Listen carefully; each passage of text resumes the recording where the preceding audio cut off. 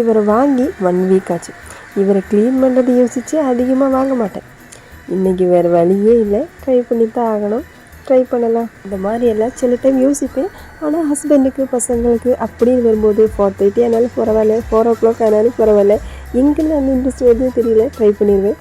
நீங்கள் பார்க்கும்போது உங்களுக்கே தெரியும், கண்டிப்பாக ட்ரை பண்ணலான்னு. மிஸ் பண்ணாமல் நீங்களுமே ட்ரை பண்ணி பாருங்கள். அதுக்கு முதல்ல இந்த மாதிரி உருளைக்கிழங்கெல்லாம் நல்லா க்ளீன் பண்ணி தண்ணியில் போட்டு வச்சுக்கலாம். இப்போ ஃபோர்க்கு வச்சு லைட்டாக குத்தி விட்டுக்கலாம். உள்ளுக்கெல்லாம் மசாலா இறங்குறதுக்கு வேண்டி தான் நம்ம இந்த மாதிரி பண்ணுறது. இப்போ கடாய் அடுப்பில் வச்சு தேவையான அளவுக்கு எண்ணெய் ஊற்றி நம்ம க்ளீன் பண்ணி வச்சுக்க உருளைக்கிழங்கு எல்லாம் இதில் போட்டு நல்லா வணக்கி எடுத்துக்கலாம். இந்த வணங்கிறதுலே லைட்டாக நம்ம உருளைக்கிழங்கு வெந்து வந்துடும். இந்த மாதிரி நல்லா வணக்கி எடுத்ததுக்கப்புறமா இது மாற்றி வச்சுக்கலாம். இப்போது வேறொரு கடாய் அடுப்பில் வச்சதுக்கப்புறமா உருளைக்கிழங்கு ஃப்ரை பண்ணி வச்சுக்கலாம். அதே எண்ணெயை ஊற்றி கொஞ்சமாக சோம்பு, கொஞ்சமாக ஜீரகம், ஒரு பெரிய வெங்காயம் குட்டி குட்டியாக கட் பண்ணி வச்சு அதையும் போட்டு நல்லா வணக்கி எடுத்துக்கலாம். இந்த மாதிரி வணக்கிறதுக்கப்புறமா இஞ்சி பூண்டு பேஸ்ட்டு 1 டீஸ்பூன் போட்டுக்கலாம்.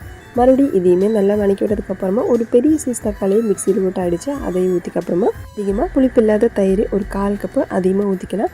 அதையும் ஊற்றி நல்லா மிக்ஸ் பண்ணதுக்கப்புறமா மசாலா பொடி சேர்த்துக்கலாம். காஷ்மீரி மிளகாத்தூள் 1 டீஸ்பூன், 1/2 டீஸ்பூன் கரம் மசாலா, தனியாத்தூள் 2 டீஸ்பூன், வீட்டிலே அரைச்ச மிளகாத்தூள் அது ஒரு 1/2 டீஸ்பூன் போட்டதுக்கப்புறமா 1/4 டீஸ்பூன் மஞ்சத்தூளும் போட்டு தேவையான அளவுக்கு உப்பு போட்டு நல்லா மிக்ஸ் பண்ணி எடுத்துக்கலாம். இந்த மாதிரி நல்லா மிக்ஸ் பண்ணதுக்கப்புறமா நம்ம ஃப்ரை பண்ணி வச்சுக்க உருளைக்கிழங்கு இதில் போட்டுக்கலாம். இப்போது இதையுமே போட்டு இதில் கொஞ்சமாக தண்ணி ஊற்றி நல்லா மிக்ஸ் பண்ணி விட்டுக்கலாம். அதுக்கப்புறமா நம்ம உருளைக்கிழங்கு வேகிறதுக்கு வேண்டி டைம் கொடுத்துக்கலாம்.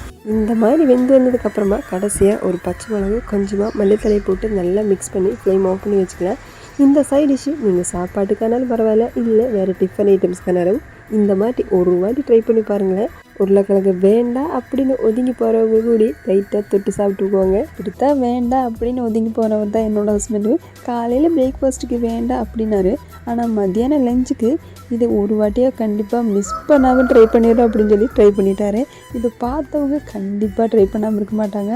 இது பார்க்குற மாதிரி தான் டேஸ்ட்டு சும்மா அட்டகாசமாக இருக்கும். ட்ரை பண்ணி மட்டும் பாருங்கள், பிடிக்காமல் யாருமே இருக்க மாட்டாங்க. உருளைக்கிழங்கு அவ்வளோ சாஃப்டாக வெளில வந்துருக்கும். மிஸ் பண்ணாமல் ட்ரை பண்ணி பாருங்கள்.